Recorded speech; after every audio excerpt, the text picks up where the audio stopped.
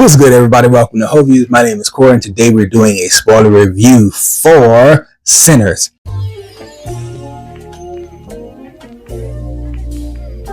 Want to jump right in and on to the spiritual stuff. So y'all know I'm a Christian. I talk about believing in Jesus and Jesus is the only way, and that's the beliefs that I hold. The movie does some things spiritually that were different and were cool. I like the spiritual twist that they kind of put on vampires, like cool stuff. I enjoyed it. The one thing that stood out to me, and I said it to myself in the theater, is that when you watch a movie and you have characters, and I think people do this in real life too, but it's just happening on screen, and what we just saw is weird. Characters can be such bad people, such horrible people throughout the film, and then they die on film, and then they see heaven in some type of way, or some semblance of peace. We look at the film and this smokestack, the twins, Michael B. Jordan, and both of them were equally horrible people throughout watching. The fact that at the very end, Smoke gets shot and he's transitioning to the other side, and there's the baby and the wife, and what are we doing? Like, he was on demon time, to use popular terminology. He was on demon time the whole movie, shooting people, robbing people. Historically, the lore that they set up, that they robbed Italians and they robbed the Irish, and then they came back home with the money and set up the club, and it's like all that. Like, this is not a good guy. He murders a bunch of people right before this. Not even the vampire, so he's just regular racist people. He gunned them down. Cool scene, but like, we immediately put him in heaven now? That's weird to me. One little note on Hailee Steinfield, spoiler. So, y'all know, again, I just talked about the Christian side, but I have to curse when I say this. Hailee Steinfield delivered that line so cold that I sat up. She said, "Boy, if you don't get the fuck out of my face," I said, whoa. She don't even sound like her. Like, this don't even sound like a person in a movie. This sounds like something somebody would say down the street in Southwest Louisiana. Like, she had the accent right, she had the attitude right. That one note was just wow. It was one of those wow moments from her in the film. Again, I don't feel like she stole the movie, but her character was very strong, very well written. She delivered them lines with conviction, because she said some other stuff that, the sexual stuff that she was saying, I'm like, didn't know you had it in you. It's kind of how I felt, and she got it in her. I want to talk about the music stuff. So the music stuff is important because my grandfather played blues my entire life. He had a harmonica, he had a guitar, he has recordings on cassette tapes of him making blues music. So to skip all the way to the post-credit scene and seeing him sing This Little Light of Mine, and the fact that it was just harmonicas and just guitars throughout the movie, or just the piano and maybe some vocals here and there, but it wasn't the clean vocals that you know of today with auto-tune and really musical. They can sing, but nah, this is just like a dude who can hold a note with a raspy voice. Man, it really brought back memories of my grandfather while I was watching it.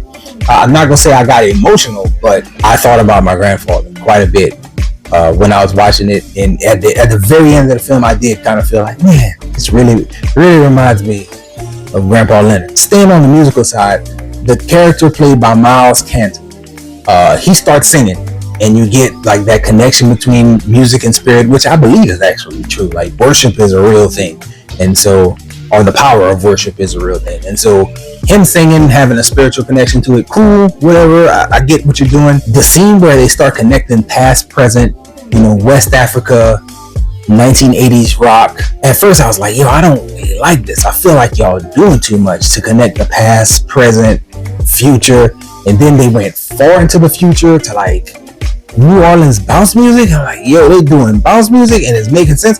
And then they just kept going in different genres, and you had black ballet, and you had this and you had that, and I was like, I didn't like it at first, but the more it played, the melodies kind of started to blend, and everything really felt like it belonged together, and I just was blown away. It was the best. That scene was the best scene of connecting music to a culture and music being connected. Never seen it portrayed that way in my life. That's amazing stuff from Ryan Coogler. And just when that happened, and I thought like, okay, amazing scene, whatever, he does it again. He comes back And they have the Irish section where this boy is river dancing in this movie. Not only does it not feel out of place, but it feels appropriate. And if there is a white audience member that may have felt alienated, or I feel bad because of the sins of the past with the racism stuff, like, everybody's not white Irish, of course, but you can feel connected to this movie if you have that heritage, because he paid homage to that heritage. And that's not even him. That's not even Ryan Coogler. He's not that. He's black. He did it once with black folks and the genre of all the different genres that we've influenced over the years. But then he did it with the Irish. And I was just like, this man is amazing. And he deserves all the flowers for his direction here, as well as his choices when it comes to telling a story. Because music and culture connection, never seen it done so well. Don't think we'll ever see it portrayed that well again. The mid-credit scene, I don't really feel like it's a mid-credit scene, because once the credits start to roll, you immediately get indication that there's more to be shown here. And so anybody who walks out the theater without seeing at least the mid-credit scene, you are missing the heart of the movie. I feel like with the pace being what it was in the beginning, and you getting a connection to Miles Catton's character, and then getting the payoff that you got for the mid-credit scene, is, to me, the true ending of the movie. It makes you feel like, hey, even though we lost a lot of people along the way, and there were some sad moments along the way, at least this character got to live out his entire life, and he can look back on that day with fondness. Like, that was great to see that thing get wrapped up in that way. Here's the deal. I think that if they wanted to do more, they could definitely do more with Michael B. Jordan and Hailee Steinfield. Should they do more? I actually don't think they should. If they do, they need to find a different angle to approach it. The reason being is that they knocked the ball out the park when it comes to using music as a character and the setting that they used. Vampires being vampires and the ability to live forever and still look the same. They can go to any time period and tell a story again, but I don't know what story would they choose to tell. It's not a clear indication that they would come back and try to use music in this way again.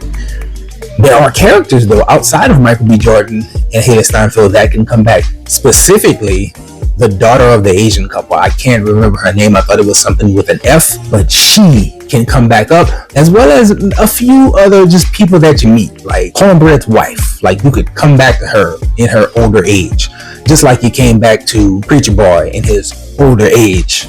You could do that. Or you could come back to the little girl at the shop, the Asian girl. You can come back to her in her older age and have her make a cameo and tell some stories around that. But just looking at it on his face, the door is wide open. But I don't know if you should walk through it. And if you do, I feel like you should really choose your steps carefully. If you want to touch music again, I think it would be difficult.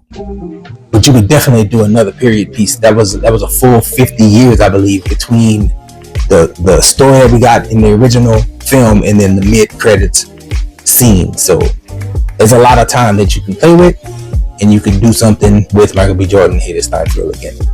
I think the movie was great. I think the movie was excellent. Probably could talk about it all day if I had somebody else to talk about it with. Really, really enjoyed it. I thank you so much if you've watched thus far. Let me know any of your thoughts or opinions in the comment section, please. And that's all we got for this one, y'all. Enjoy yourself, guard your heart, and go watch something good.